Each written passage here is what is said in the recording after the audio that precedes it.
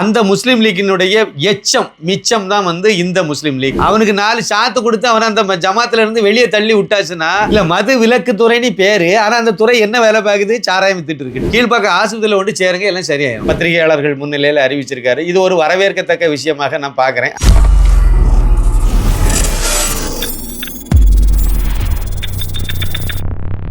சாமானியன் குரல் தேசியவாதிகளுக்கு எனது பணிவான வணக்கம். அதாவது இன்றைக்கி வந்து மேலும் 2 பேர் வந்து அமைச்சரவையில் இடம்பெற்றிருக்காங்க. ஏற்கனவே வந்து 33, இப்போ 2 35 ஹவுஸ்ஃபுல். இதுக்கு மேலே அமைச்சரவையில் எண்ணிக்கை நம்பர்லாம் கூட்ட முடியாது. மாற்றி அமைக்கிறதா இருந்தால் வேணால் மாற்றலாம். இவ்வளோ தான். ஏன்னா இது எண்ணிக்கையின் அடிப்படையில் மொத்த எம்எல்ஏக்களுடைய அடிப்படையில் எடுத்து பார்க்கும்போது வந்து 35 தான் இவங்களால் பண்ண முடியும். அந்த எண்ணிக்கையை வந்து அச்சீவ் பண்ணியாச்சு. அதில் இதுக்கு மேலே அமைச்சரவையில் யாருக்கும் இடம் இல்லை. இதில் வந்து முக்கியமாக இன்றைக்கி 2 பேர் பதவியேற்றிருக்காங்க. ஒருத்தர் வந்து வன்னியரசு, திண்டிவனம் தொகுதியிலிருந்து வெற்றி பெற்ற வன்னியரசு. உண்மையிலே திண்டிவனம் தொகுதி தனி தொகுதி. வன்னியரசு கிறிஸ்தவர். ஒரு கிறிஸ்தவரை வந்து அதில் அந்த தொகுதியில் விட்டு வெற்றி பெற வச்சதே நமது நாட்டு சட்டத்தையே கேலி கூத்தாக்கக்கூடிய ஒரு விஷயம். அதைத்தான் வந்து கச்சிதமாக திருமாவளவன் அவர்கள் செய்திருக்காரு. சட்டத்தை மீறுறது, சட்டத்தை உடைக்கிறது, இதெல்லாம் இவங்க செய்துட்டு அப்புறம் வந்து சட்டத்தை பாதுகாக்க போகிறேன்ட்டு அலைவாங்க. எல்லாம் அந்த கூத்து இது. வேறு யாராவது ஒரு ஆளை விட்டுருக்கலாம், அது ஒன்றும் பிரச்சனை இல்லை. அதை செய்த மிகப்பெரிய தப்பு, ஏற்றுக்கொள்ள முடியாதது. அடுத்து நம்ம கோர்ட்டில் இதுக்கு என்ன நடக்குதுங்கிறத அடுத்து பொறுத்திருந்து பார்க்கணும். இன்னொருத்தர் வந்து யார் அப்படின்னா, முஸ்லீம் லீக் கட்சி இருக்குது பார்த்தீங்களா, இந்தியன் யூனியன் முஸ்லீம் லீக். நீங்கள் அந்த கட்சியினுடைய வரலாறை கொஞ்சம் கிளறி பார்த்தீங்கன்னா, இந்தியாவை வந்து பாகிஸ்தான் அப்படின்னு ஒரு நாட்டை பிரிச்சுட்டு போகிறதுக்கு காரணமாக இருந்த முகமது அலி ஜின்னா அவர்களால் உருவாக்கப்பட்ட கட்சி தான் வந்து முஸ்லீம் லீக். அந்த முஸ்லீம் லீக்கினுடைய எச்சம் மிச்சம் தான் வந்து இந்த முஸ்லீம் லீக். அவங்க நாட்டை துண்டாடுறதோடு அந்த கடமை முடிஞ்சு போச்சு அப்படின்னு நினைக்கல.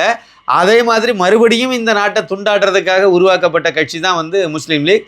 அந்த கட்சி கேரளாவில் இன்னமும் காங்கிரஸ் கூட்டணியிலேருந்து அங்கே ஒரு 5 அமைச்சர்கள் நினைக்க வாங்கி வச்சுருக்காங்க. இந்த சூழ்நிலையில் தான் இப்போ மறுபடி வந்து தமிழகத்துலேயும் வந்து இப்போ இங்கேயும் ஒரு அமைச்சரை உருவாக்கிட்டாங்க. அந்த பாபநாசம் தொகுதியிலிருந்து வெற்றி பெற்ற ஷாஜஹான் அவரை வந்து இப்போ அமைச்சராகியிருக்காங்க.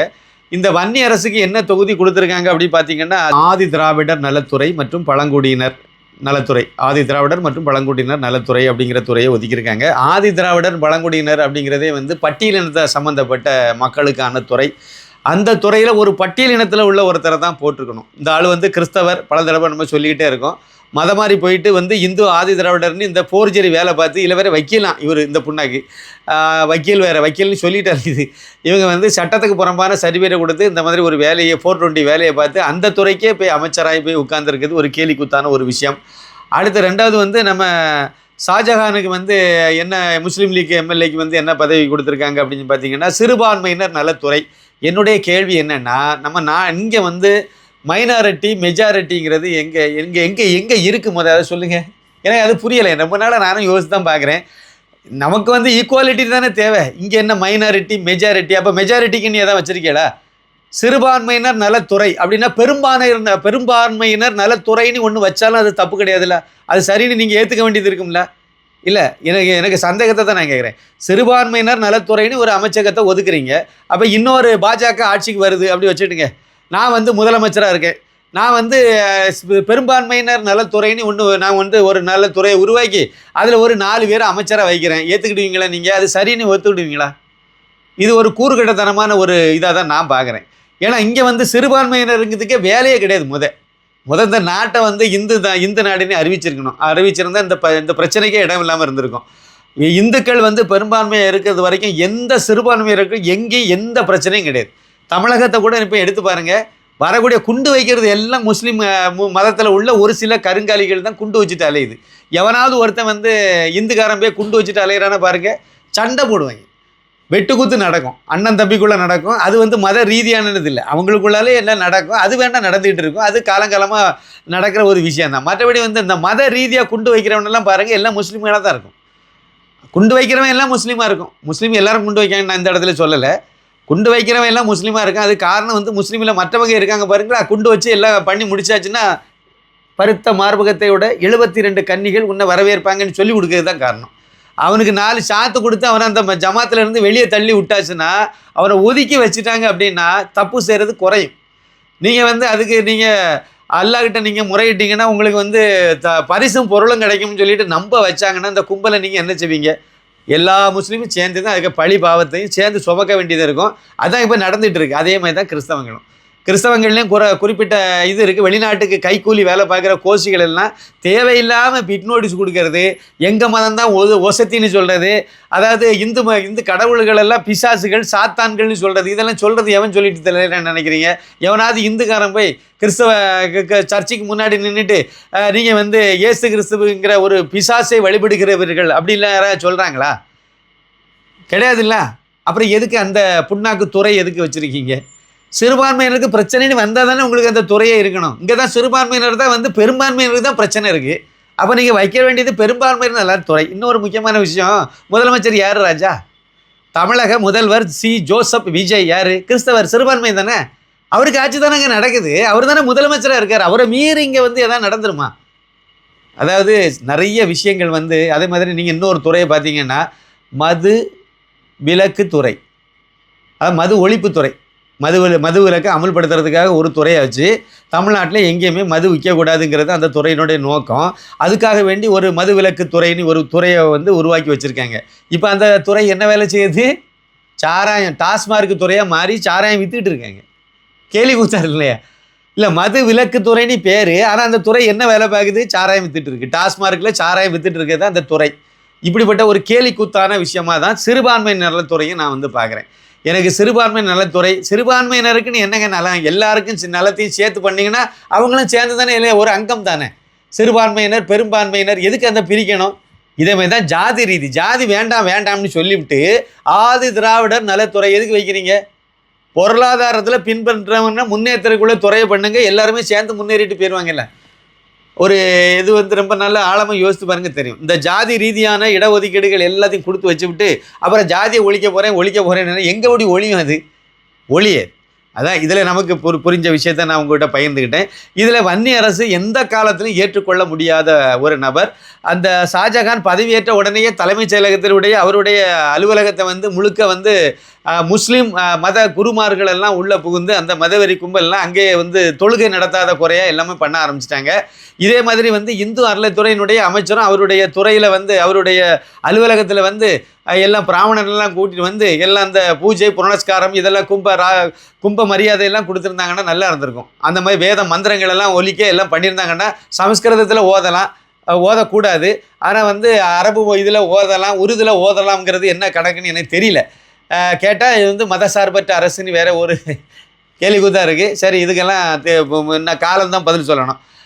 இதுக்கு பிறகு இன்னொரு முக்கியமான விஷயம் என்ன அப்படின்னா, நம்ம இந்த இந்து அறநிலைத்துறையை சொன்ன பார்த்தீங்களா, அதை சொன்ன உடனே அந்த துறையினுடைய அமைச்சராக வந்து ஸ்ரீரங்கத்தை சேர்ந்த ரமேஷுங்கிற பிராமணராக அதுக்கு போட்ட உடனே யாருக்கு என்ன ஆச்சுதுன்னு எல்லாம் ஒன்றும் நடக்கலை. இந்துக்களுக்கு பெருசாக அது சந்தோஷமாக இல்லைங்கிறதெல்லாம் அடுத்த கேள்வி. அவருடைய செயல்பாடு மூலமாக அடுத்து வந்து இருக்கும். ஏதோ பெரிய அளவில் இந்துக்களுக்கு இடையூறு இல்லாமல், பக்த கோடிகளுக்கு இடையூறு இல்லாமல் ஏதாவது நல்லது பண்ணிட்டாங்கனாலே பெரிய சந்தோஷமாக இருக்கும். ஆக்கிரமித்த கோயில் சொத்துக்கள் எல்லாம் மீட்டாங்கன்னா அது ரொம்ப ரொம்ப சந்தோஷமாக இருக்கும்.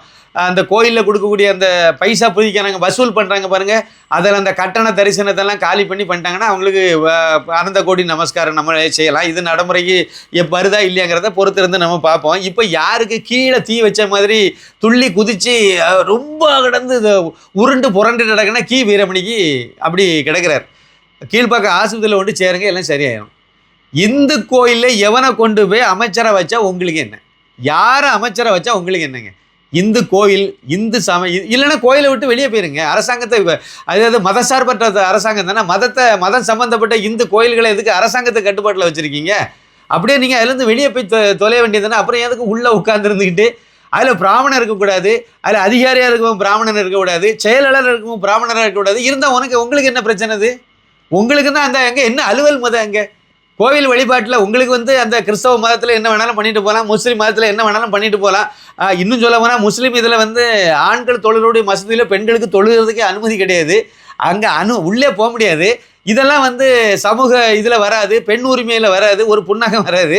ஆனால் இந்த கோயிலில் வந்து யாரை வந்து அமைச்சராக நியமனம் பண்ணணுங்கிறதுல நீங்கள் முடிவு பண்ணுவீங்க. நீங்கள் யாருக்கு ஓட்டு போட்டீங்க? யாருக்கு பிரச்சனை பண்ணீங்க? திமுகவை பிரச்சனை பண்ணீங்க.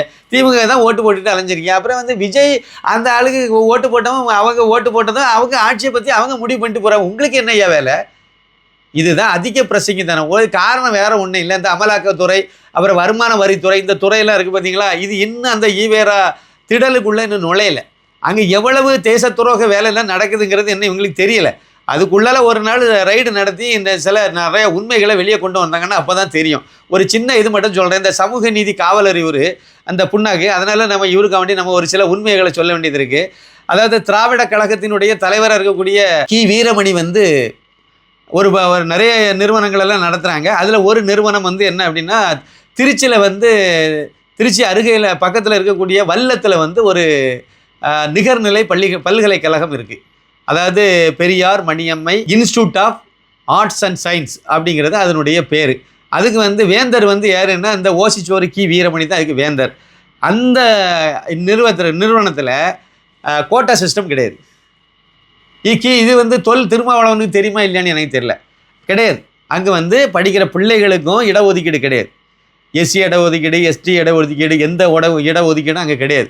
அதே மாதிரி அங்கே பாடம் நடத்துகிற ஆசிரியர்களுக்கும் கிடையாது. அது ஏன்? இந்தியாவில் எல்லா இடமும் நீங்கள் வைக்கணும். ஆனால் இவள் நடத்துகிற பள்ளிக்கூடத்தில் மட்டும் இந்த கல்வி நிறுவனம் காலேஜில் மட்டும் வைக்க மாட்டாங்கன்னா அது என்ன கொழுப்பு தானே? இது சட்டத்துக்கு தனியாக இவருக்குன்னு தனி சட்டம் வச்சுருக்காங்களோ? கிடையாது. நீங்கள் வேணால் விசாரிங்க. நான் ஒரு நாள் ஃபோன் பண்ணி விசாரித்ததில் கிடைச்ச தகவலாக தான் நான் இப்போ உங்கள்கிட்ட பதிவு பண்ணுறேன். அங்கே தான் நீங்கள் சமூக நீதியை நிலைநாட்டணும். அதுக்கு பிறகு சமூக ஜாதியெல்லாம் ஒழிக்குது கிளம்புனார் பாருங்கள் ஈவேரா. அவருடைய சிலையை புதைச்சி வச்சுருக்கீங்க, அவருடைய பிணத்தை புதைச்சி வச்சுட்டு இன்றைக்கி கட்டி காத்துட்டு இருக்கீங்களா? அந்த ஈவேரா திடலுக்குள்ள நீங்கள் சமூக நீதியை நிலைநாட்டணும். அந்த திராவிடியா கழகம் இருக்குது பார்த்தீங்களா, அதுக்கு தலைவராக கி வீரமணி வந்து ஒரு பட்டியலினத்துலேருந்து ஒருத்தரை தூக்கி கொண்டு உட்கார வைக்கணும். நீங்கள் உங்கள் பையனை தானே உங்களுக்கு பின்னாடி உட்கார வச்சுருக்கீங்க. ஏன்னா பல லட்சம் கோடி அங்கே சொத்து இருக்குது. அதை விட இன்னும் ஒரு பெரிய கூத்து அங்கே நடந்துகிட்டு இருக்கோம். என்ன அப்படின்னா, கண்ணதாசன் புக்கு, பாரதியார் புக்கு, அது எல்லாத்தையும் நீங்கள் நாட்டுடைமை ஆக்கலாம். கருணாநிதியிட்ட சொல்லி ஆகிட்டு நடந்தாங்க. கண்ணதாசனுக்கு இதை முயற்சி பண்ணாங்க. அப்புறம் கடைசியில் அதை கைவிட்டுட்டு போனாங்க. அவங்க குடும்பத்தில் வந்து அதை கொஞ்சம் எதிர்ப்பு தெரிவித்தனால அதை வந்து கைவிட்டாங்க. மற்றபடி பாரதியார் புக்கு, அதை மாதிரி எல்லா புக்கு, எல்லா பிராமண எழுத்தாளர்கள், பழைய சுதந்திர போராட்ட வீரர்கள், அவங்க எழுதின புத்தகம் எல்லாத்தையும் கொண்டு போய் நாட்டுடைமை ஆக்கி வச்சாச்சு. ஏன்னா அந்த குடும்பத்தில் யாரும் அதை பயன்படுத்திடக்கூடாது. அதனால் யார் வேணாலும் பப்ளிகேஷனில் பதிவு பண்ணி புத்தகத்தை பிரிண்ட் பண்ணி விற்று காசாக்கிடலாம். அது யார் வேணாலும் சம்பாதிச்சிருக்கீங்க. அரசுடைமை ஆக்கியாச்சு. ஏன்னா அவங்களுடைய கொள்கைகள், கருத்துக்கள், அவங்களுடைய வாழ்வியல் எல்லாத்துக்கும் போய் சேரணும். நல்ல விஷயம். ஈவேருடைய வாழ்க்கை வரலாறு, ஈவேருடைய எழுதின புத்தகங்கள், அவருடைய கருத்து, இதெல்லாம் எல்லாத்துக்கும் போய் சேர வேண்டாமா? அப்போ அந்த புத்தகத்தெல்லாம் நாட்டுடைமை ஆக்கலாம்ல. அதை ஏன் ஆக்காமல் வச்சுருக்கீங்க? சோறு முக்கியம், துட்டு முக்கியம். அங்கே வந்து அது வந்து ஈவேரா தீக்காவிலேருந்து மட்டும்தான் பண்ணணும்னு சொல்லி வச்சு அதில் ஒரு 1008 பித்தலாட்டம் பண்ணிட்டு அடகு இந்த கோஷ்டி. இது ஒரு பக்கம் இருக்கட்டும். அடுத்த தகவல் என்னென்னா, ஒரு சின்ன விஷயம் அதிமுக சம்மந்தப்பட்டது. அதிமுகவில் எஸ்பி வேலுமணி இன்னைக்கு நம்ம இப்போ பேசிகிட்டு இருக்கக்கூடிய இன்னைக்கு வந்து அவர் கொடுத்த ஒரு பேட்டியில் வந்து என்ன சொல்லியிருக்காருன்னா, எங்கள் கட்சியில் வந்து அதிமுகவில் வந்து சில முரண்பட்ட கருத்துக்கள் தான் இருந்துச்சு. ஆனால் வந்து எங்களுக்குள்ள கட்சியெல்லாம் ஒன்றும் உடையலை, நாங்கள் ஒன்றா தான் இருக்கோம். எங்களுக்கு வந்து எடப்பாடி பழனிசாமி அவர்கள் தான் வந்து பொதுச் செயலாளர், அதிமுகவுடைய பொதுச் செயலாளருங்கிறத அவர் வந்து இன்றைக்கி அறிவிச்சிருக்காரு. ப்ரெஸ்ஸில் பத்திரிகையாளர்கள் முன்னிலையில் அறிவிச்சிருக்காரு. இது ஒரு வரவேற்கத்தக்க விஷயமாக நான் பார்க்குறேன். அந்த கட்சி என்ன இருந்தாலும் அதிமுகங்கிறது அது சிதைஞ்சு போகிறது, இல்லைனா ரெண்டாக உடஞ்சி போகிறது வந்து நல்லது இல்லை. அந்த வகையில் அவங்களுக்கு வந்து ஒரு பக்கம் அவங்க வந்து பாதியாக பிரிஞ்சு துணை முதலமைச்சர் பதவி கிடைக்கும், 7 அமைச்சர் கிடைப்பாங்க, அப்புறம் வாரியமெல்லாம் கொடுப்பாங்க, வாரி கொடுப்பாங்கலாம் சொல்லிட்டு தான் ஆசைப்பட்டு போனாங்க. இதுக்கு வந்து பணத்தெல்லாம் உங்களுக்கு நல்லா தெரியும். லீமா ரோஸ், அதாவது இவங்க ஒரு பெரிய மோசடி கும்பல்கிட்ட தமிழ்நாடு நிர்வாகமே சிக்கி தின்னா பின்னா ஆகிட்டு இருக்குங்கிறதான் உண்மை.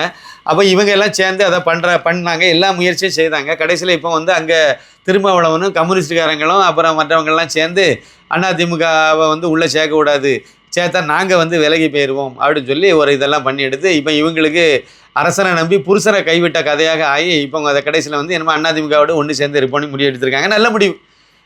எடப்பாடி பழனிசாமி தலைமையில் எல்லாரும் ஒருங்கிணைஞ்சு அது பிறகு தலைவர் அவங்க மாற்றாமல் போட்டோம். என்னை பொறுத்த வரைக்கும் இப்போ வேணால் சொல்கிறேங்க, அந்த கட்சிக்கு இன்னமும் வாய்ப்பு இருக்குன்னு தான் நான் நம்புகிறேன். இன்னமும் வந்து டிடி தினகரன் அவரெல்லாம் உள்ளே கொண்டு வந்து அவருடைய அம்மா மக்கள் முன்னேற்ற கழகங்கிற கட்சியெல்லாம் அதிமுக இணைச்சிடலாம், சேர்த்துக்கலாம். அதே மாதிரி நம்ம சசிகலாகிட்டையும் போய் பேசுகிறது என்ன பிரச்சனை? அந்த மாதிரி தானே உங்களுக்கு முதலமைச்சர் பதவியை விட்டு தந்தாங்க. கையில் அந்த அம்மா கொடுத்த பதவி தானே முதலமைச்சர் பதவி. அப்போ அந்த அம்மாவெல்லாம் போய் பார்த்து அவங்க ஒன்றும் அங்கே என்ன வயசாகிடுச்சு, அவங்க ஒன்றும் பெருசாக இன்னும் ஒன்றும் செய்ய போகிறதில்ல. அவங்களுடைய ஆசீர்வாதத்தை கொடுங்கன்னு சொன்னால் கதை முடிஞ்சு போச்சு. அதை நீங்கள் செய்யணும். செய்தால் இன்னும் கொஞ்சம் சிறப்பாக இருக்குங்கிறது தான் என்னுடைய இது. அதையும் சேர்க்கணும். இன்னும் வேறு மிச்சம் இவங்களெல்லாம் ஒன்றும் செய்ய முடியாது. செங்கோட்டையன் அங்கே போய் அமைச்சராகிட்டார் பாருங்கள். அவர் வேறு இது பாருங்கள், நிதி அமைச்சர்னு கொடுத்து கடைசியில் அதையும் காலவாரி விட்டாங்க.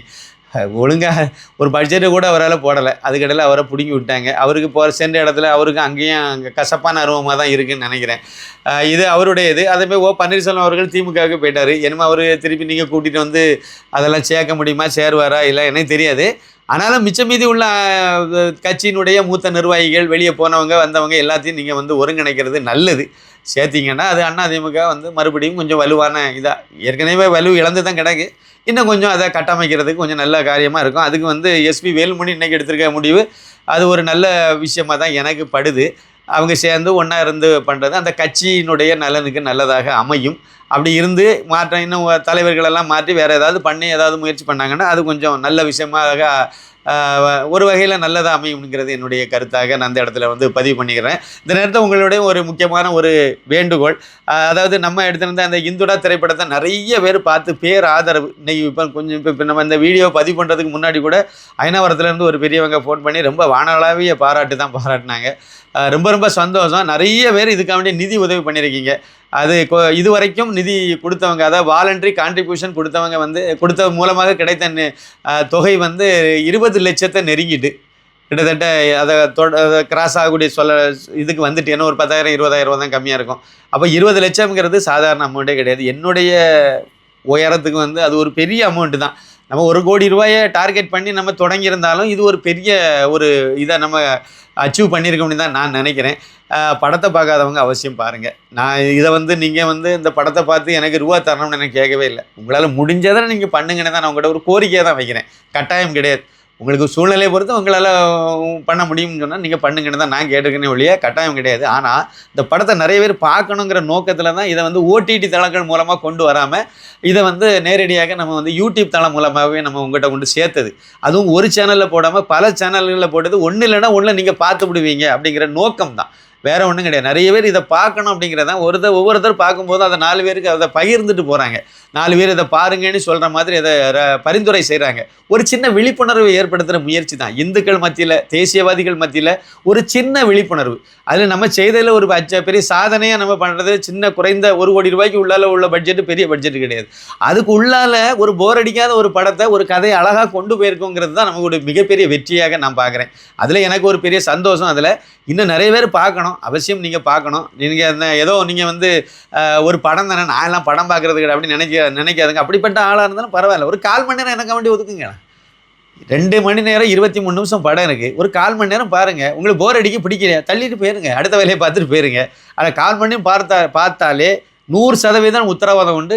முழு படத்தையும் பார்க்காம நீங்கள் விட மாட்டீங்க. ஒருவேளை நேர நெருக்கடி இருந்ததுன்னா நீங்கள் பழையபடி வந்து பார்த்து விடுவீங்க. அந்த அளவுக்கு உங்களை ஈர்க்கும். அதனால் நான் சொல்கிறேன். இன்னொன்று ஒரு விழிப்புணர்வு சம்மந்தப்பட்ட விஷயம், ஒரு திரைப்படத்தின் மூலமாக ஒரு விழிப்புணர்வு ஏற்படுத்துகிற மிகப்பெரிய ஒரு சவால் அது. அதை நம்ம செய்திருக்கோம். நீங்கள் வந்து ஆதரவு தரணுங்கிறது என்னுடைய கோரிக்கை. ஒருவேளை யூடியூப் மூலமாக எங்களுக்கு அந்த படத்தை கண்டுபிடிக்க முடியல, தேட முடியல, எடுக்க முடியலன்னு சொன்னீங்கன்னா ஒரு 2 நம்பர் தரேன். அந்த நம்பருக்கு கூட நீங்கள் கால் பண்ணி கேட்டிங்கன்னா உங்களுக்கு வந்து அந்த படத்தினுடைய லிங்க் உங்களுக்கு கையில் கிடச்சிரும். 9094239666 9092345641. இதான் இந்த 2 நம்பரும் வந்து ஜிபே நம்பர், ஃபோன்பே நம்பர். இதுக்கு முன்னாடி படம் பார்த்தவங்க, பணம் அனுப்ப முடியாதவங்க, அப்படி சூழ்நிலை இருந்தால் இது மூலமாக நீங்கள் பயன்படுத்தி பண்ணலாம். QR கோடு கொடுக்குறோம். அந்த QR கோடு மூலமாகவும் கொடுத்துருக்கோம். அது மூலமாகவும் நீங்கள் வந்து உங்களால் முடிஞ்ச வாலண்டரி கான்ட்ரிபியூஷனை நீங்கள் வந்து அனுப்பணுங்கிறது நான் ஒரு கோரிக்கை தான், கட்டாயம் கிடையாது. முடிஞ்சதுன்னா நீங்கள் பண்ணுங்கள் அப்படிங்கிறது தான் நம்மளுடைய இது. எனக்கு பணம் தேவைப்படுது, நீங்கள் பண்ணணுங்கிறது ஒரு பக்கம் இருந்தாலும் உங்கள் சூழ்நிலை பொறுத்து நீங்கள் பண்ணுங்கள். அதில் எந்த நிர்பந்தமும் கிடையாது, நிபந்தனையும் கிடையாது. படத்தை அவசியம் பாருங்கள். இதுதான் என்னுடைய கோரிக்கை. நன்றி, வணக்கம்.